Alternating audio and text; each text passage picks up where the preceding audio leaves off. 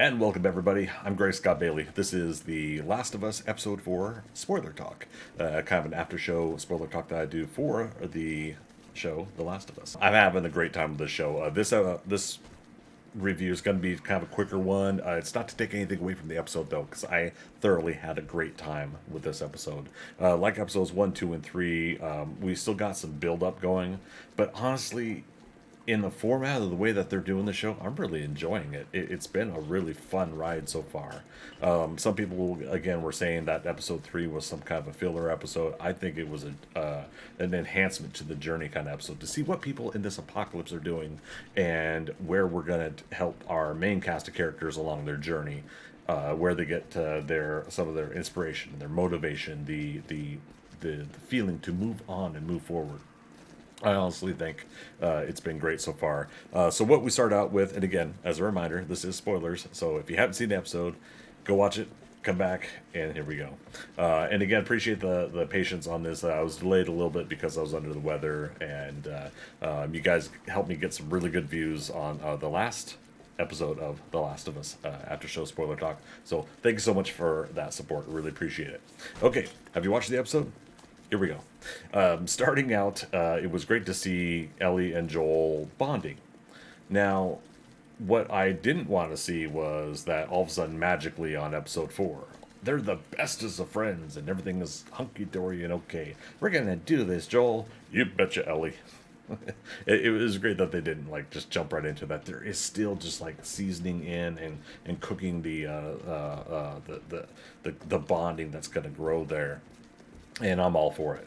I love the fact that they had tossed in this joke book, puns book, and because of it, you cannot help but if you have a little bit of that humanity left in you, if you have a little bit of heart and care in you, you break down and you're like, I just have to join in on these puns. I mean, I've very rarely seen people in real life after a while just not say, all right, all right.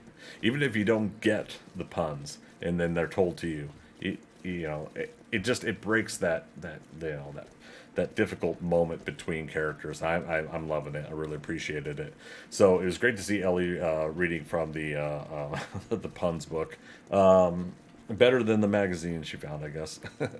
Uh, I'm going to talk briefly about that real quick. Like that is such a moment for someone to come across somebody else's porn, no matter what kind it is, and just to be kind of like as you're growing up in the world, it's kind of like, ah, okay, so this is the thing, and it's like I think Joel understands he probably doesn't really have to have the birds and the bees talk with her, but part of that is probably still like the cargo mentality. So let's get back to that. So Joel starts out and tells her, you're cargo to me. But I think there was a good emphasis on why he said that this episode, because by the end of the episode, you started to see, like, it is important that I, as a human being, try to help out another human being, you, and possibly everybody else. You see the little sprinkles of that. But again, you're not seeing, gosh, Ellie, I think we got this. You betcha, Joel. I'm so glad that they didn't go into that. But the inevitable did happen. I think I had said it last after show that what I had foreseen with the previews of this episode, currently playing over to my my left shoulder. What I had noticed is that we're probably going to have a run in with some locals somewhere. So in this case, it's Kansas City. I heard in some of the other like people that played the game that it's Philadelphia, but in Philadelphia or one of the Pennsylvania towns. But this is further west. This is in Kansas City, which isn't too far from Wyoming. But it was just one of those obvious things. Like, okay, if you're going to cut through a city, you got a chance of infected and you got a chance of raiders, and you got to deal with both.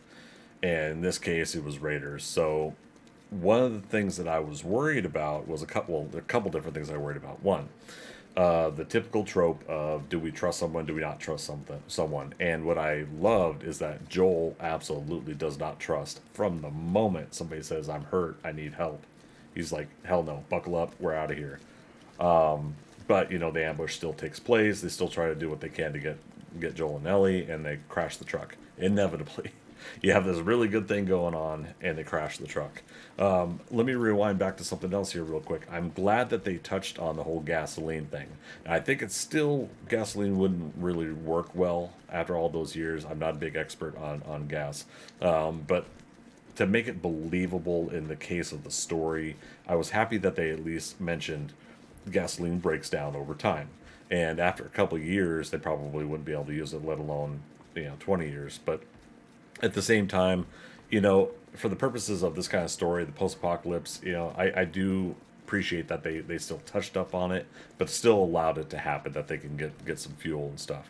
I think on The Walking Dead, Fear The Walking Dead, small spoilers for that show, they had a place that was refining new gasoline in a certain part of the apocalypse, and not to say that it was like in abundance like we have today, but just saying that there was a place, so that was a high value commodity. So I'm sure same thing with The Last of Us, that too would be something that would be very difficult to keep in high quantity. So for the purposes of continuing the story, I like that they touched up on the gasoline thing, but that they moved forward with it. So the things I was worried about. So number two, I was worried about the leader of these, this kind of rebellion, or this kind of resistance or whatnot. I was worried that if you touch upon the same kind of tropes, that it would end up being kind of blasé, and go, here we go again. This person's a badass because they've got a history of being badass. No disrespect to Negan from Walking Dead. Again, I'm going to come back to Walking Dead because it's fresh in my mind. But just didn't want to see that kind of character again. And what we saw, in fact, with Kathleen, Catherine or Kathleen? I'll have to look that one up and correct myself later. But what we got to see is pretty much like one of your average everyday people that looks like they were put slightly over that line, over that edge, and they were willing to sacrifice somebody in their past because of that a possible betrayal and distrust. And it seems more scary that way, that if you have to worry about someone like that, they could be capable of anything, and in the way that they could be capable of anything, and you wouldn't be prepared for it. Somebody that's maniacal is just going to do something evil or mean to somebody anyways, because that's just it. They're just mean. They're evil. They're hard on everybody because that's their attitude. But somebody that seems like your everyday mom or school teacher or a dad or a shop teacher, like these characters that kind of like are involved in our day-to-day lives, and they're the ones that's snapping and leading everybody and telling them what to do. That's scary, because again, you don't know when they're going to snap or when they're going to be rational if they're the ones that are in charge in that capacity. And what you do hope, I think, as following the characters, you do hope that they redeem themselves in some way, that they can also show that there's a way back from humanity. But I'm guessing that because of Joel and Ellie being more hard, kind of like hard lined and gritty in attitude, seeing them trying to overcome obstacles for possibly the sake of good, I feel like that's going to be a juxtaposition to this leader of this group here. So it'll be interesting to see how far they go on it. We got 5 episodes left, and I think the hard part is if you spend the next 5 episodes constantly battling this group, it just ends up becoming some of the stuff that The Walking Dead became tiresome of. It's like, oh boy, here we got another group we got to fight. Oh, here we go. It's another betrayal. Oh, here we go. And I'm still a fan of The Walking Dead, but I admit it did get tiresome after a while. So hopefully we don't get that too much, and just get a couple episodes of these guys, and then we move on to the next thing. I really do hope we get to see Tommy again, not just because of Gabriel Luna, because I love Gabriel Luna, but because I would love to see that character and a forward progression in this first season. Now, it got renewed for a second season, and I think we all knew that it was going to be that. But there's still kind of that announce it, make it official. So it was nice to see that. It was nice to see Bella Ramsey respond to like yay, of course she's having fun, and it's a job, and of course someone like that's going to be happy that it gets renewed. But it's great to just see somebody cherish that kind of announcement. So I think what are the last couple things I want to touch up on here? the hardships of they had to take out these two, three guys that were attacking them, and Joel takes out one. And one guy's pissed off because you killed one of our guys, and it's kind of like I was waiting for Joel to say, "You guys attacked us," something like that. But then I reminded myself Joel is more of the silent type in that situation. He's going to get the job done. He's not going to talk to these guys. Not going to give him his position away. He's not going to do anything, give him any kind of fuel to the fire. He's just going to take him out. Takes out the second guy. Third guy sneaks up on him. I think there was three, and and the fact that the third guy ends up being this kid, this older teenage kid, or younger 20s, I don't know.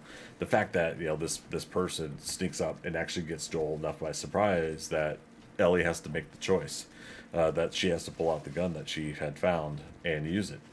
What was great about a little bit of pre-knowledge for Ellie is at the beginning of the episode you get to see her, working the gun, using it, loading it, giving us that knowledge that she knows at least a little bit about guns, but not a lot, because as Joel shows later on, he starts giving her a little bit more knowledge. Then once he finally caves in and says, "Okay, we're gonna help you out a little bit more," and shows a better way to grip the gun and use the gun, that was kind of nice for that kind of storytelling growth aspect in just one episode. I was really hoping they wouldn't prolong the hidden gun thing. In some shows it'll be like the whole season. Oh no, they got the hidden gun somewhere, or the hidden object that the person shouldn't have, and so it was really great to see that too.